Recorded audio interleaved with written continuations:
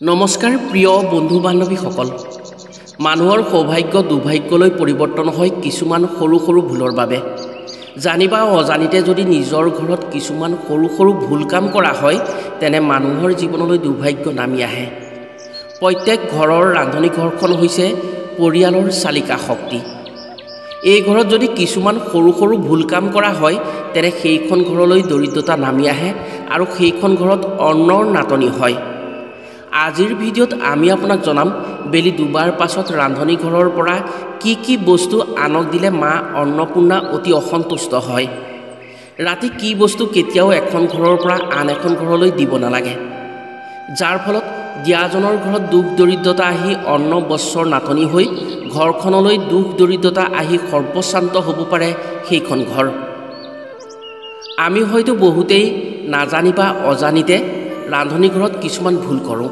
বা জানি শুনি হ'লেও সেই কথাবোৰ উলাই কৰি কিছুমান কথা নামানো জানিবা অজানিতে হ'লেও যদি কোনো লোকে ৰান্ধনী ঘৰৰ পৰা ৰাতি এই কেইপদ বস্তু আনক দিয়ে তেনে শাস্ত্ৰ অনুসৰি সেইখন ঘৰলৈ দৰিদ্ৰতাৰ লগতে অপায় অমংগল অহাটো নিশ্চিত হৈ পৰে সেইখন ঘৰৰ পৰা মাতা লক্ষ্মী আঁতৰি যায় যাৰ ফলত দুখ দৰিদ্ৰতাৰে উপচি পৰে সেইখন ঘৰ আৰু সেইখন ঘৰলৈ বিভিন্ন অমংগল আহি ঘৰৰ মানুহে অশান্তি পাবলগীয়া হয় গতিকে আজিৰ ভিডিঅ'টো যদি আপুনি সম্পূৰ্ণকৈ চায় তেনে নিশ্চয় জানিব ৰান্ধনী ঘৰত কি ভুল কেতিয়াও কৰিব নালাগে আৰু ৰাতি কি বস্তু কেতিয়াও ৰান্ধনীৰ ঘৰৰ পৰা আনক দিব নালাগে সেয়েহে আজিৰ ভিডিঅ'টো প্ৰতিজন মানুহৰ বাবেই অত্যন্ত আৱশ্যকীয় ভিডিঅ' প্ৰিয় বন্ধু বান্ধৱীসকল তেনে জানো আহক এখন ঘৰৰ ৰান্ধনী ঘৰত কি ভুল কেতিয়াও কৰিব নালাগে আৰু ৰাতি ৰান্ধনী ঘৰৰ পৰা কি বস্তু আনক দিব নালাগে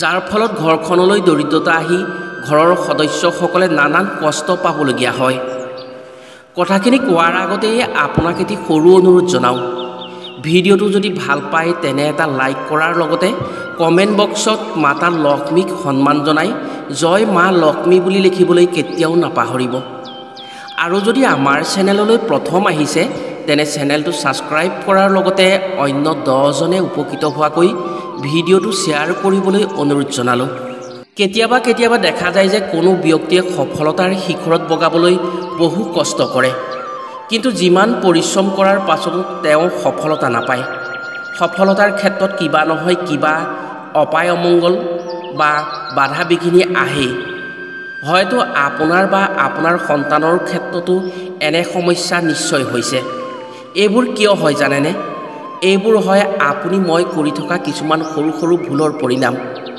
বাস্তু শাস্ত্ৰত এনে কিছুমান বস্তুৰ কথা কোৱা হৈছে যিবোৰ যদি ৰান্ধনী ঘৰৰ পৰা ৰাতি আনক বা আন কাৰোবাৰ ঘৰলৈ দিয়া হয় তেতিয়া এনেবোৰ পৰিস্থিতি হয় এনেবোৰ বস্তু কেতিয়াও আনক দিব নালাগে ইয়াৰ উপৰিও কিছুমান বস্তু ঘৰৰ ভিতৰত কেতিয়াও ৰাখিব নালাগে যাৰ ফলত বিপদে কেতিয়াও লগ নেৰা হয় আৰু ঘৰখনত ধন টকা পইচা হানি হোৱাৰ লগতে ঘৰলৈ দুৰ্ভাগ্য নামি আহে এক নম্বৰতে হৈছে আপুনি যদি কাৰোবাক টকা ধাৰলৈ দিয়া বা কাৰোবাৰ পৰা টকা ধাৰলৈ লোৱাৰ কথা ভাবে তেনে সূৰ্য অস্ত যোৱাৰ আগেয়ে ল'ব আৰু আগেয়ে দিব যদি সূৰ্য অস্ত যোৱাৰ পাছত টকা ধাৰে দিয়া হয় বা লোৱা হয় তেনে সেই ক্ষেত্ৰত মা লক্ষ্মী অতি বিতুষ্ট হয় ফলত সেইখন ঘৰলৈ ধন টকা পইচাৰ অভাৱ অনাটন আহে আৰু সেই যি ধাৰ সূত্ৰে দিয়া টকা পইচা বা লোৱা টকা পইচা পৰিশোধ কৰাৰ ক্ষেত্ৰত কিছু পলম হ'ব পাৰে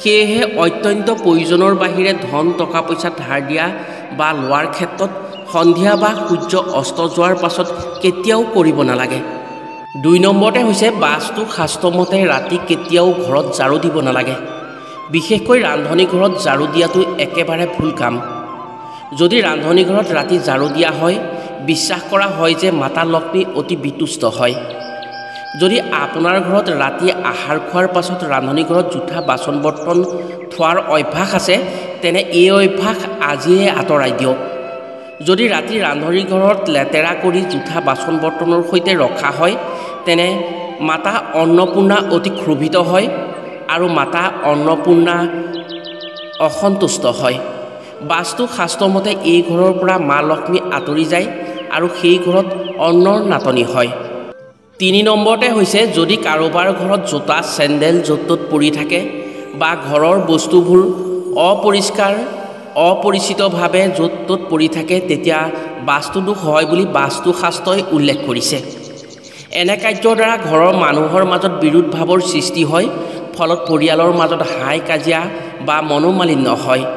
ইয়াৰ উপৰিও ৰাতি কেতিয়াও ঘৰৰ মুখ্য দুৱাৰ আন্ধাৰ কৰি ৰাখিব নালাগে। এনে কাৰ্যৰ দ্বাৰা ঘৰত যিকোনো শুভ কামত পলম হয়। কেতিয়াবা হ'বলগীয়া কামো পিছুৱাই গৈ ঘৰত অশান্তিৰ সৃষ্টি হয়। 4 নম্বৰতে হৈছে বাথৰুমত কেতিয়াও পানী বাল্টি খালী কৰি ৰাখিব নালাগে। যদি আপুনি গা ধোৱাৰ সময়ত পানী শেষ হয় তেনে সেই বাল্টিটো উবুৰিয়াই থৈ আহিব। কেতিয়াও আপুনি গা ধোওঁতে থাকি যোৱা পানী বাল্টিত এৰি থৈ নাহিব। হয় সেই পানী পেলাই পুনৰ পানী ভৰাই থৈ বাল্টিংটো ভৰাই থ'ব, নহয় বাল্টিংটো উবুৰিয়াই থ'ব। এনে কাৰ্যৰ দ্বাৰা বাস্তুদোষ হয় বুলি বাস্তুশাস্ত্ৰত উল্লেখ আছে। 5 নম্বৰতে হৈছে বাস্তুশাস্ত্ৰৰ মতে দাপোন বা আইনা হৈছে এখন ঘৰৰ সদ্ভাৱৰ প্ৰতীক। কিন্তু যদি ভগা আইনা বা চিচাজাতীয় বস্তু পৰি থাকে ঘৰত তেতিয়া বাস্তুদোষৰ আৰম্ভ হয়, যাৰ ফলত বিভিন্ন ক্ষেত্ৰত বাধা বিঘিনি আহি ঘৰৰ সদস্যসকলৰ মাজত অশান্তিৰ সৃষ্টি হয়। ইয়াৰ উপৰিও ঘৰত কেতিয়াও বন্ধ ঘড়ী ৰাখিব নালাগে। বন্ধ ঘড়ী থাকিলে ঘৰলৈ ঋণাত্মক শক্তিৰ প্ৰভাৱ পৰে, ফলত যিকোনো ভাল কামৰ ক্ষেত্ৰত পলম হোৱাৰ পৰিলক্ষিত হয়।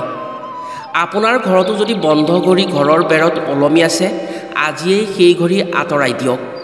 ইয়াৰ উপৰিও যদি ঘৰত কোনো ঠাইত মামৰে ধৰা বেয়া লোহা জাতীয় বস্তু আছে তেনে সেইবোৰ দেখা মাত্ৰকেই ঘৰৰ পৰা বাহিৰ কৰি দিয়ক। এনে কাৰ্যৰ দ্বাৰা ঘৰত শনি গ্ৰহৰ প্ৰভাৱ পৰে আৰু ঘৰলৈ ধন টকা পইচাৰ নাটনি আহে আৰু আকস্মিক বিপদ বিঘিনি আহি ঘৰখনত হাই কাজিয়া লাগি অশান্তিৰ সৃষ্টি হয়। ঘৰত কেতিয়াও বেয়া হোৱা মামৰে ধৰা তলা চাবি ৰাখিবলৈ চেষ্টা নকৰিব। ইয়াৰ ফলত ঘৰখনৰ সদস্যসকলৰ উন্নতিত বাধা আহি সফলতাত ব্যাঘাত আহে। যদি আপোনাৰ ঘৰত কোনো সদস্য দীৰ্ঘদিন ধৰি অসুখত ভুগি আছে বা দীৰ্ঘদিন ধৰি অসুখত পৰি আছে তেনে আপুনি ভালকৈ চালে দেখিব আপোনাৰ ঘৰত বা আপোনাৰ ঘৰৰ চৌহদৰ ক'ৰবাত শুকান গছ আছে, কোনো গছ শুকাই লঠঙা হৈ আছে। এনে কাৰ্য দেখিলে তৎক্ষণাত সেই গছ উঘালি পেলাই দিব। এনে কাৰ্যৰ দ্বাৰা ঘৰৰ স্বাস্থ্য সম্বন্ধীয় সমস্যাত ভুগিবলগীয়া হয়। 6 নম্বৰতে হৈছে বাস্তুশাস্ত্ৰমতে যদি আপুনি পুৰণি বস্তু ক্ৰয় কৰে তেনে সেই বস্তুৰ সকলো দিশ ভালদৰে চাই চিতিহে ক্ৰয় কৰিব। পুৰণি বস্তুবোৰ সদায় পুৰণি গৰাকীৰ লগত জড়িত বিভিন্ন ভাল বেয়া শক্তিক কঢ়িয়াই লৈ আনে। পুৰণা বস্তু ক্ৰয় কৰাৰ ক্ষেত্ৰত সেই বস্তুৰ ইতিহাস ভালদৰে জানি লৈহে ক্ৰয় কৰিব লাগে, কিয়নো সেই বস্তুবোৰ আপোনাৰ জীৱনৰ ওপৰতো সেই বেয়া প্ৰভাৱবোৰে ক্ৰিয়া কৰিব পাৰে বা প্ৰভাৱ পেলাব পাৰে। 7 নম্বৰতে হৈছে সন্ধিয়া হোৱাৰ পাছত আপোনাৰ ৰান্ধনিৰ ঘৰৰ পৰা কিছুমান বস্তু কেতিয়াও আনৰ ঘৰলৈ দিব নালাগে। আমাৰ গাঁৱলীয়া সমাজত এনে কিছুমান প্ৰথা আছে যে ইঘৰে সিঘৰৰ পৰা ৰাতি খোৱাৰ বস্তু অনা নিয়া কৰে। এয়া একেবাৰে ভুল অভ্যাস। যদি অনা নিয়া কৰিবৰ মন থাকে তেতিয়া দিনে পোহৰে অনা নিয়া কৰিব লাগে।